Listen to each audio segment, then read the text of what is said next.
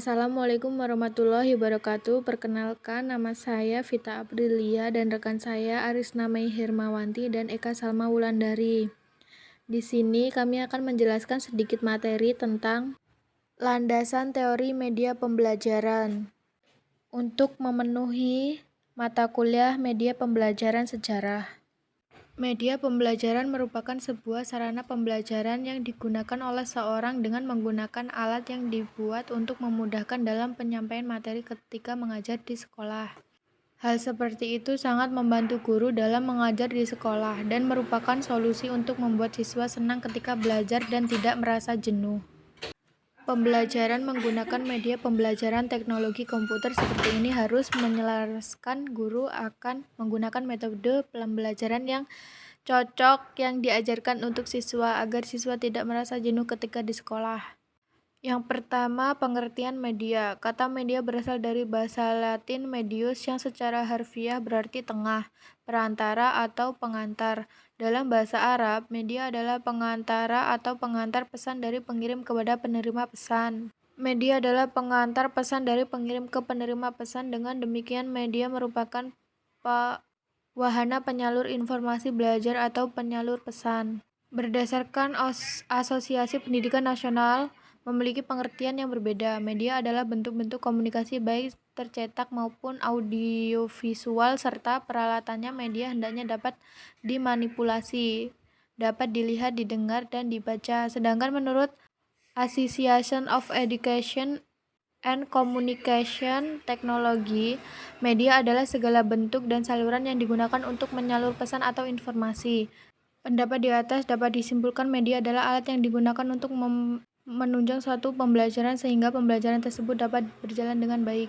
Pembelajaran merupakan terjemah dari kata intrusion yang dalam bahasa Yunani disebut instructus atau instruor, yang berarti menyampaikan pikiran. Dengan demikian arti adalah penyampaian pikiran atau ide yang telah diolah secara bermakna melalui pembelajaran, sehingga pembelajaran adalah proses terjadinya interaksi antara pendidik dan peserta didik serta sumber belajar dan media yang digunakan dalam upaya terjadinya perubahan pada aspek kognitif, afektif, dan motorik. Media sebagai bagian dari strategi pembelajaran. Strategi pembelajaran merupakan suatu sistem atau cara rencana kegiatan yang termasuk di dalamnya ada metode dan pemanfaatan sumber daya atau kekuatan disusun dalam mencapai suatu tujuan tertentu. Menurut Slameto dalam Yatim Rianto menemukan strategi itu merupakan susunan terencana dan struktur. Kedua, landasan teori penggunaan media dalam pembelajaran. Pemerolehan pengetahuan dan keterampilan perubahan sikap dan perilaku.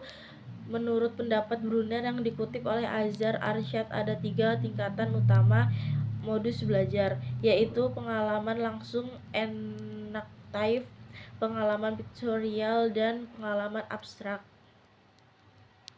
Ciri-ciri media pendidikan menurut Gerlach dan Eli dalam kutipan Azhar Arsyad menyebut ciri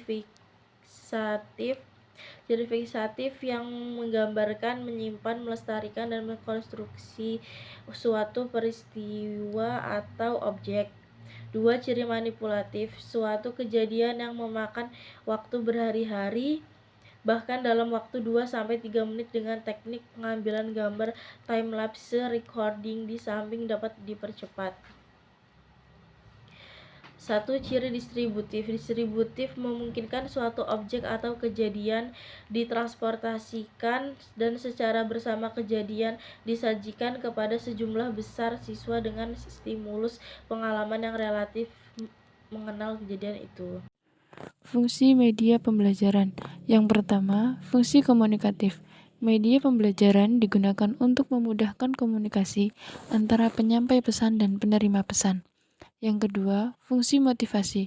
Kita dapat bayangkan pembelajaran yang hanya mengandalkan suara melalui ceramah tanpa melibatkan siswa secara optimal seperti yang digambarkan pada pola terpisah. Bukan hanya dapat menimbulkan kebosanan pada siswa sebagai penerima pesan, akan tetapi juga akan mengganggu suasana belajar. Jenis-jenis pengelompokan media pembelajaran. Yang pertama, media visual.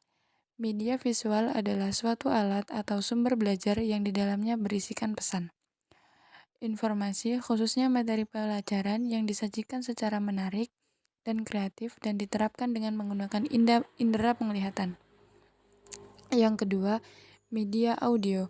Media audio atau media dengar adalah jenis media pembelajaran atau sumber belajar yang berisikan pesan atau materi pembelajaran yang disajikan secara menarik dan kreatif.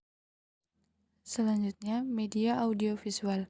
Media audiovisual adalah jenis media pembelajaran atau sumber belajar yang berisikan pesan atau materi pelajaran yang dibuat secara menarik dan kreatif dengan menggunakan indera penglihatan dan indera pendengaran. Kesimpulan dari materi tersebut adalah media pembelajaran adalah segala sesuatu yang dapat digunakan untuk menyampaikan pesan atau informasi. Penggunaan dan pemilihan media belajar itu sangat penting dalam kegiatan belajar mengajar, karena media juga dapat menentukan keberhasilan dalam mencapai tujuan belajar mengajar. Sekian yang dapat kami sampaikan, kurang lebihnya kami mohon maaf, kami akhiri. Wassalamualaikum warahmatullahi wabarakatuh.